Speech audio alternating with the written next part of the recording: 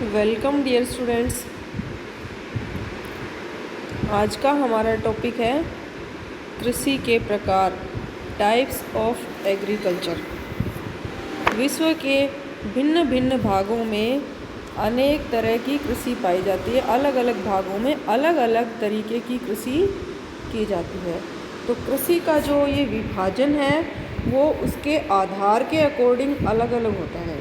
किस आधार पर हम कृषि का विभाजन कर रहे हैं, उस आधार पर कृषि के प्रकार अलग अलग होते हैं। आज हम कुछ आधारों पर कृषि के जो प्रकार हैं उनका अध्ययन करेंगे। जैसे उद्देश्य के आधार पर कृषि कितने प्रकार की होती है, उसकी विशेषताएं क्या क्या होती हैं। कृषि योग्य भूमि की उपलब्धता के आधार पर कृषि कितने प्रकार की होती है।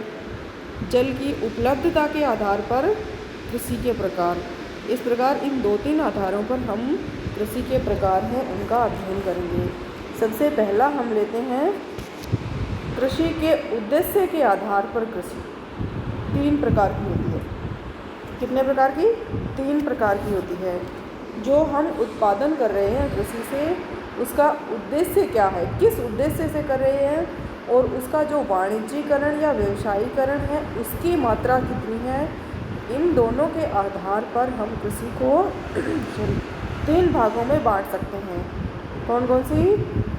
निर्वाहक कृषि या आदिम कृषि, अगली व्यापारिक या व्यवसायिक कृषि, और तीसरी है बागाती कृषि। निर्वाहक कृषि या आदिम कृषि क्या होती है कि यह कृषि मूलतः उन क्षेत्रों में की जाती है जहाँ पर जनसंख्या घनत्व अधिक होता है। अधिक जनसंख्या वाले देशों में ये कृषि की जाती है।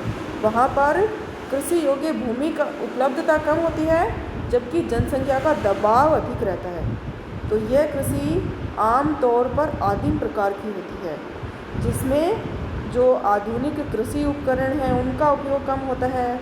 वैज्ञानिक विधियों, उन्नत बीजों, उर्वरकों, इन सब का प्रयोग कम मात्रा में किया जाता है जो निर्वाहन कृषि होती है उसमें। इस वजह से ये जो इनपुट्स हैं इनका कम उपयोग करने के कारण प्रति हेक्टेयर उत्पादन भी कम होता है। खेत छोटे छोटे होते हैं। कृषि उत्पादन का मुख्य उद्देश्य ही क्या होता है? भरण पोषण, बस जीवन निर्वाह उस कृषि का उद्देश्य होता है। व्यापार या व्यवसायीकरण इस कृषि का उद्देश्य नहीं होता है। इस प्रकार की कृषि में फसलों में जो खाद्यान्न है उनकी प्रधानता होती है। खाद्यान्न की ज़्यादा क्षेत्र पर कृषि की जाती है। ये किन किन क्षेत्रों में मुख्य रूप से की जाती है? भारत में की जाती है। मानसूनी जो प्रदेश हैं भारत के, उनमें Bangladesh, Pakistan, Sri Lanka, Myanmar, Thailand, Malaysia, Korea, Vietnam और चीन, इन सब देशों में जो ये एशियाई देश हैं इनमें ये मानसूनी प्रदेश हैं, इनमें ये निर्वाहन कृषि की जाती है। इसके 2 प्रकार होते हैं, एक तो चावल प्रधान जीवन निर्वाह कृषि और एक चावल विहीन निर्वाह कृषि। इसी प्रकार अगर अफ्रीका में देखें तो अफ्रीका के भी कुछ क्षेत्रों में ये निर्वाहन कृषि की जाती है। अफ्रीका में कौन कौन से देश हैं? जैसे हम देखें तो मिस्र है, नाइजीरिया, इथोपिया, सोमालिया, मालागासी, ये आदि देश हैं, इनमें जीवन निर्वाह कृषि की जाती है।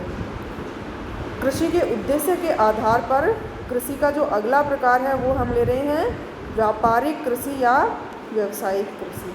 अब इसके नाम से ही स्पष्ट है कि इस तरह की कृषि, इस तरह की फार्मिंग, इस तरह की एग्रीकल्चर का जो मुख्य उद्देश्य है वो व्यापार या व्यवसाय करना होता है।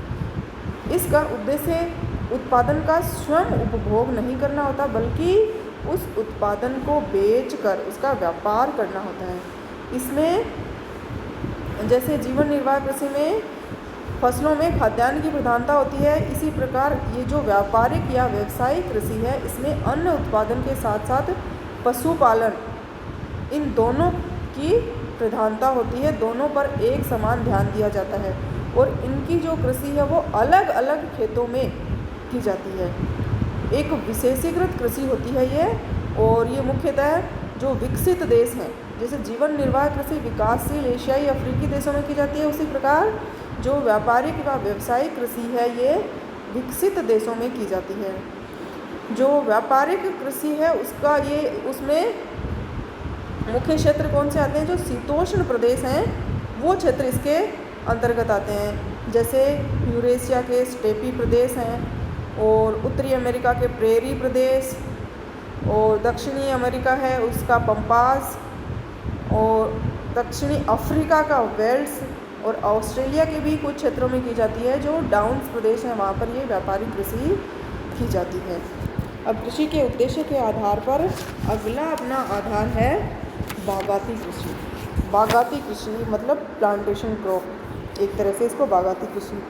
ये किन क्षेत्रों में की जाती है? मुख्यतः इसका विस्तार उन उष्ण और उपोष्ण कटिबंधीय क्षेत्रों में होता है जहाँ पर कभी यूरोपीय लोगों का आधिपत्य था और बाद में वो क्षेत्र उन यूरोपीय देशों के उपनिवेश बन गए।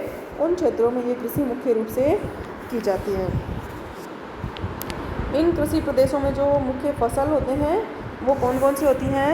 रबड़ है, चाय, गन्ना, कहवा, केला, तंबाकू, कोको, ये आदि फसलें मुख्य रूप से उपजाई जाती हैं और जिनका उद्देश्य क्या होता है? व्यापार ही उद्देश्य होता है। जो ऊपर दो प्रकार पड़े हमने, निर्वाहक और व्यापारिक, इनमें से ये बागाती कृषि व्यापारिक कृषि का ही एक प्रकार है।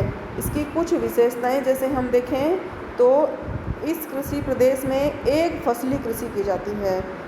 कहीं केले के बड़े बड़े बागान होते हैं, कहीं रबड़ के होते हैं, कहीं कहवा के होते हैं, मिक्स करके फसलों को नहीं उगाया जाता, एकल फसलों की कृषि की जाती है।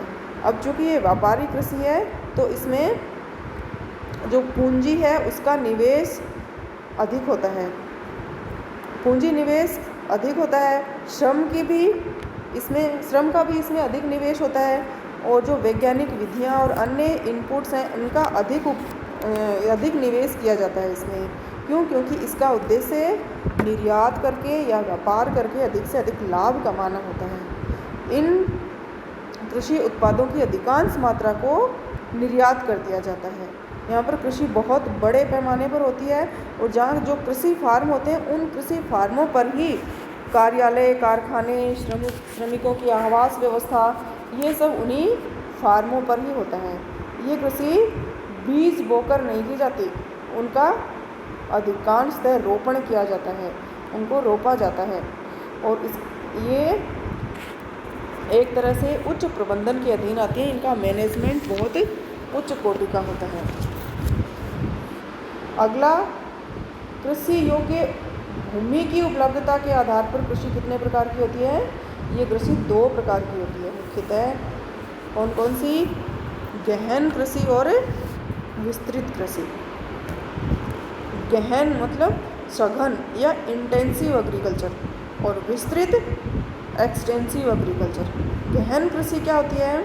ये गहन कृषि उन क्षेत्रों में की जाती है जहाँ जनसंख्या सघन होती है, जैसे जीवन निर्वाह कृषि की जाती है, वैसे ये सघन कृषि या गहन कृषि सघन जनसंख्या वाले क्षेत्रों में की जाती है और जहाँ जनसंख्या की तुलना में कृषि भूमि कम पाई जाती है।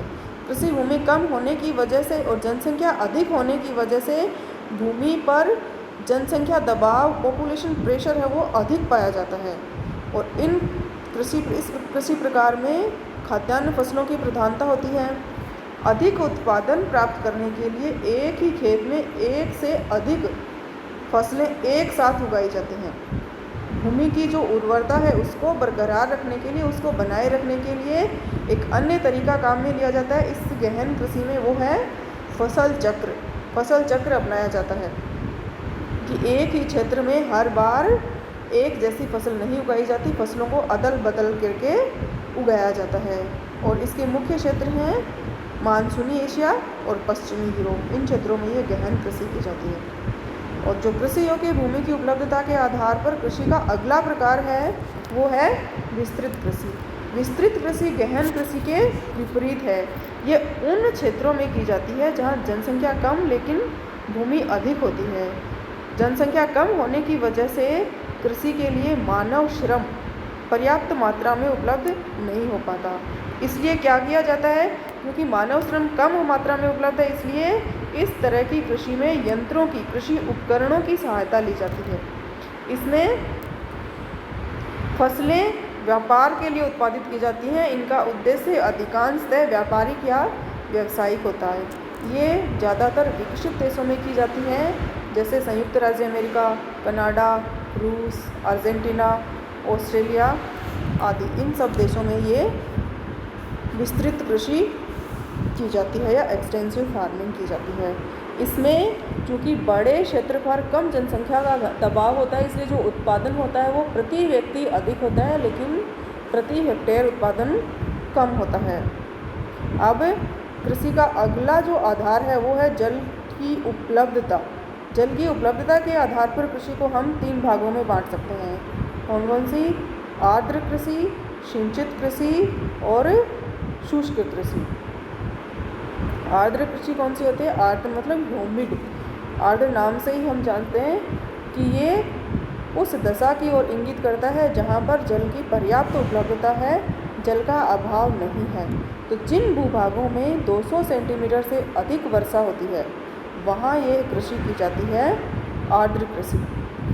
इस कृषि में जो फसलें होती हैं और पौधे होते हैं उनको आवश्यक जल वर्षा से प्राप्त होता है।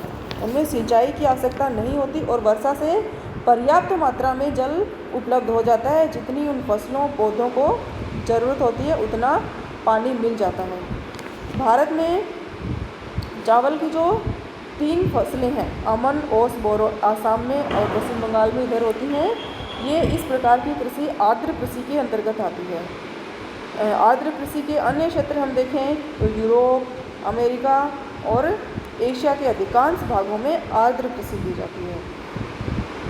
इस कृषि में जो चावल है उसके अलावा जूट और गन्ना भी उगाया जाता है। क्योंकि पानी की पर्याप्त उपलब्धता होती है इसलिए इस कृषि को तर कृषि या वेट फार्मिंग भी कहते हैं। जल की उपलब्धता के आधार पर अगला अपना प्रकार है सिंचित कृषि। सिंचित कृषि उन क्षेत्रों में की जाती है जहां औसत वार्षिक वर्षा 50 सेंटीमीटर से लेकर 100 सेंटीमीटर तक पाई जाती है। इन क्षेत्रों में चूँकि पर्याप्त मात्रा में जल उपलब्ध नहीं हो पाता इसलिए जल अभाव की जो कमी है, उस समस्या है, उसको दूर करने के लिए सिंचाई की जाती है।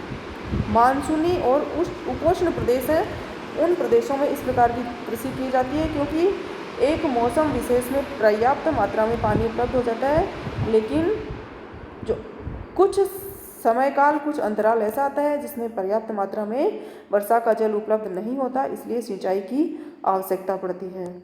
यहाँ अनिश्चित और सीमित वर्षा के कारण शुष्क ऋतु होती है, उसमें सिंचाई के द्वारा कृषि की जाती है।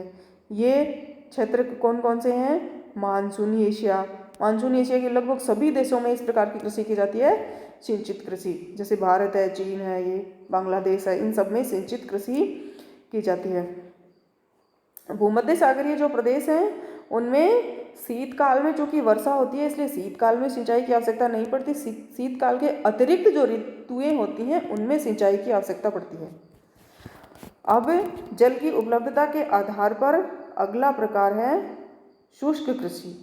शुष्क कृषि या ड्राई फार्मिंग। ये अपने नाम से ही स्पष्ट है कि इसमें ना तो जल पर्याप्त मात्रा में उपलब्ध हो पाता है और ना ही सिंचाई की जाती है। जितना ही जल उपलब्ध होता है उसी से ये कृषि की जाती है। जिन क्षेत्रों में औसत वार्षिक वर्षा 50 सेंटीमीटर से कम पाई जाती है वहाँ ये कृषि की जाती है। वहाँ हमेशा जल का अभाव बना रहता है, इसलिए जो कृषि होती है उसको शुष्क कृषि बोलते हैं।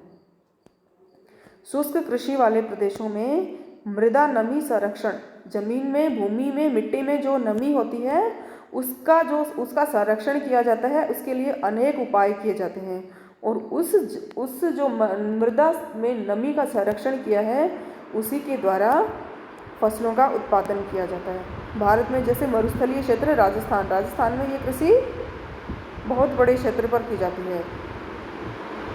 पश्चिमी और मध्य एशिया, उत्तरी अफ्रीका, पश्चिमी ऑस्ट्रेलिया, दक्षिणी लैटिन अमेरिका, पश्चिमी संयुक्त राज्य अमेरिका, ये सब वो देश हैं जहाँ पर मरुस्थल का प्रसार है, तो वहाँ ये शुष्क कृषि की जाती है।